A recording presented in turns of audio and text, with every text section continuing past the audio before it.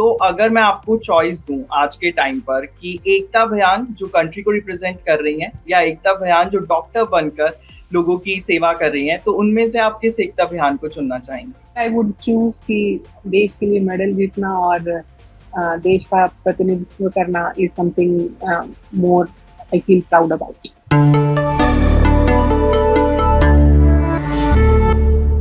हम सब जानते हैं कि जो पैरा एथलीट्स की जो ट्रेनिंग होती है वो बहुत अलग जी। होती है बाकी एथलीट से। तो मैम क्या वो स्पेशल ट्रेनिंग होती है और इंजरी प्रोन का बहुत ज़्यादा वो खतरा रहता है, जी। इंजरी प्रोन प्लेयर्स होते हैं जो पैरा एथलीट्स होते हैं, तो उस पर्टिकुलर सब्जेक्ट में किस तरह की ट्रेनिंग दी जाती है? कोई ऐसी स्पेशल ट्रेनिंग है जो आपको दी जाती है या कुछ ऐसा स्पेशल टास्क करने के लिए कहा जाता है?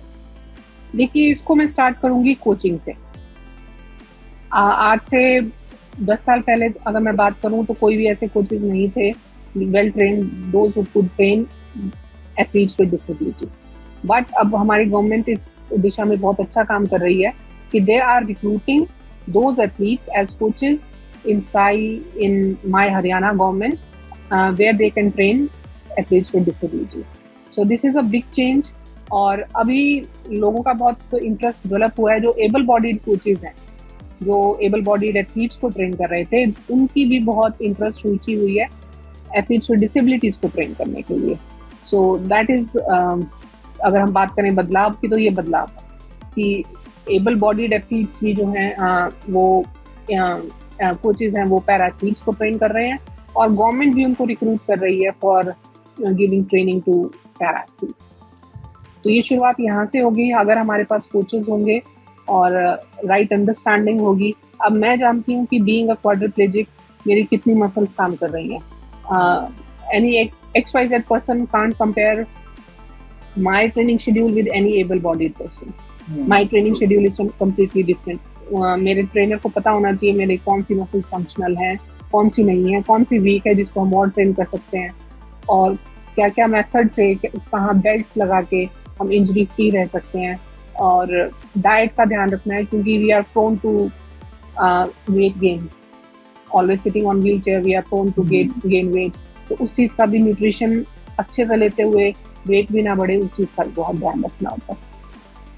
एकदम मैम, मैं आपसे जानना चाहूँगा, मैंने मतलब आपके बारे में पढ़ा है, आपने बोला भी था एक बार कि 2003 से पहले जब आप 18 इयर्स के थे और वो एक्सीडेंट हुआ, तो उससे पहले आप जी। बड़े चुलबुले थे और उसके बाद जब ये हादसा हुआ और उसके बाद अब इतने साल बीत चुके हैं, तो उस एकता अभियान और आज की एकता अभियान में कोई भी मेजर चेंज जो आप स्पॉट कर पाई हैं, वो आप बताना चाहेंगी?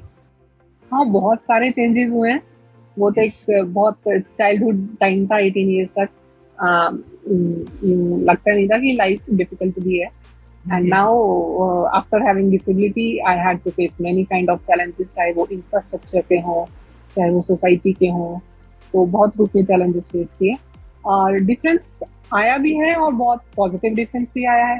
बिफोर दैट मुझे नहीं लगता था कि मैं स्पोर्ट्स करूँगी, because even before accident I was more focused on my studies. I wanted to become a doctor.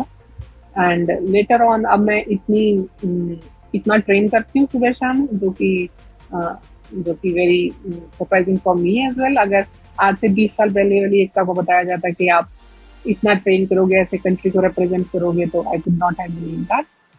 और अपार्ट फ्रॉम दैट मैंने बहुत सेल्फ एक्सप्लोरेशन भी किया। मैं पोइम्स वगैरह भी लिखने लगी और कुछ पेंट भी कर लेती हूँ, स्केच कर लेती हूँ।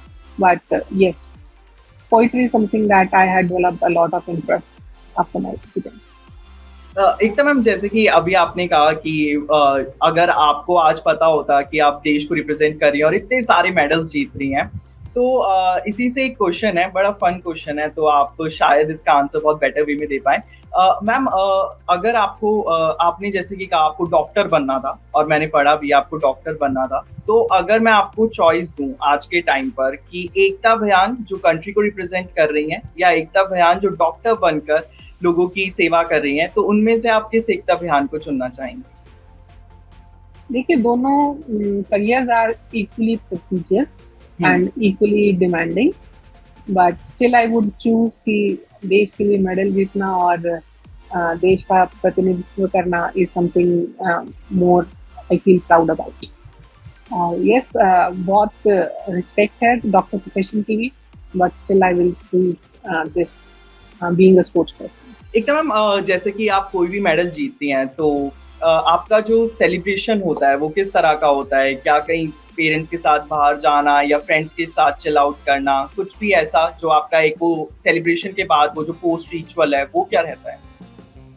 पोस्ट रिचुअल ये रहता है कि कुछ तो फैमिली के साथ टाइम स्पेंड करना, कजन्स के साथ टाइम स्पेंड करना, और कुछ फ्रेंड्स के साथ बाहर जाना, और more about taking rest mode में जाना। बिकॉज जब तक कॉम्पिटिशन्स होते हैं तो मेंटली भी आप बहुत थॉटफुल रहते हैं, हमेशा कुछ ना कुछ दौड़ता रहता है आपके दिमाग में, और फिजिकली भी आप बहुत ट्रेनिंग करते हैं, तो it is more about rest and watching movies.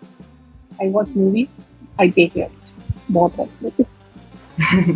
एकदम आपका फेवरेट चीट मील क्या है? क्योंकि अभी जैसा कि आपने कहा कि पैरा एथलीट्स को वेट मेंटेन करना होता है, वो बहुत बड़ा चैलेंज होता है बिकॉज कोई आप फिजिकल एक्टिविटी नहीं हो पा रही है, तो उसमें आपका जो वो एक चीट मील वाला जो चीज़ है कि अगर मैंने ये टूर्नामेंट जीत लिया या ये टूर्नामेंट कंप्लीट हो गया तो उसके बाद मुझे खाना ही खाना है। आइसक्रीम। तो ice cream is is my something जो फेवरेट। आप इस टाइम पर ट्रेनिंग के टाइम पर नहीं खा पाते हैं। हाँ, I avoid that during the training. आपने जैसे कि डाइट के बारे में कहा, आपने अभी बताया, आपका चीट मील भी बताया, तो बहुत सारी रिस्ट्रिक्शंस होती हैं, बहुत सारी चीज़ें होती हैं। तो क्या इन सभी चीज़ों को लेकर अभी गवर्नमेंट की तरफ से क्या प्रॉपर आपको वो फैसिलिटीज़ प्रोवाइड की जा रही हैं या फिर अभी भी कहीं पर आपको लगता है कुछ वो लूप होल्स हैं जो गवर्नमेंट को भरने चाहिए और उसमें कुछ उस पर्टिकुलर डायरेक्शन में काम करना चाहिए? जी देखिए, चेंजेस तो बहुत हुए। अब हम अगर फॉरेन ट्रैवल करते हैं तो we are having doctor with us, we are having physiotherapist with us, but yes, for the budding athletes, those who have not competed internationally or haven't won medal at national competitions, तो एक guidance की बहुत कमी है। Guidance, अभी कोई भी person जिसको डिसेबिलिटी है, he or she wants to start sports, but उन्हें ये नहीं समझ आता कि वो कौन सा स्पोर्ट स्टार्ट करें, उनकी क्लास कौन सी होगी, उनको कैसे ट्रेन करना है, हर जगह उन्हें कोचेस नहीं मिलते। तो अगर हम ग्राउंड लेवल पे अभी से, ग्रास रूट लेवल से हम अगर ऐसा उन्हें ट्रेन करें कि आपकी इस डिसेबिलिटी में आपके पास ये ऑप्शंस हैं गेम की, आप इस परफॉर्मेंस में यहाँ स्टैंड करते हैं और इस ट्रेनिंग से आप इतना इम्प्रूव कर सकते हैं, तो हमारी मेडल टैली हर किसी को बीट कर सकती है। तो बडिंग एथलीट्स के लिए बहुत सारे एथलीट्स ये नहीं जान पाते, मतलब डिसेबल्ड पर्सन ये नहीं जान पाते हैं कि उनको कौन सा गेम करना चाहिए, क्योंकि आसपास ना तो कोई गाइड करने वाला है और ना ही आसपास कोई इतने रिसोर्सेज हैं।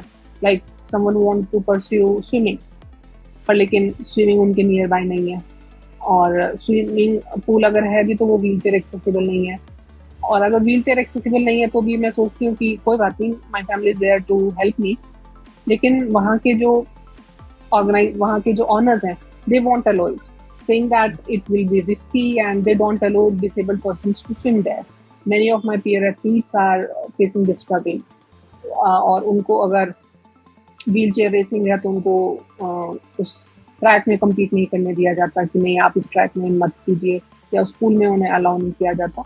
तो हम चाहते हैं कि थोड़ा और हर गेम को लेकर इंफ्रास्ट्रक्चर बने, और एक ये चीज़ आपको तो बहुत सिंपल लगेगी लेकिन हमारे लिए बहुत बड़ी है कि एक लड़की ने मुझसे पूछा, एक लड़की who is having a disability, she said कि दीदी I want to start sport.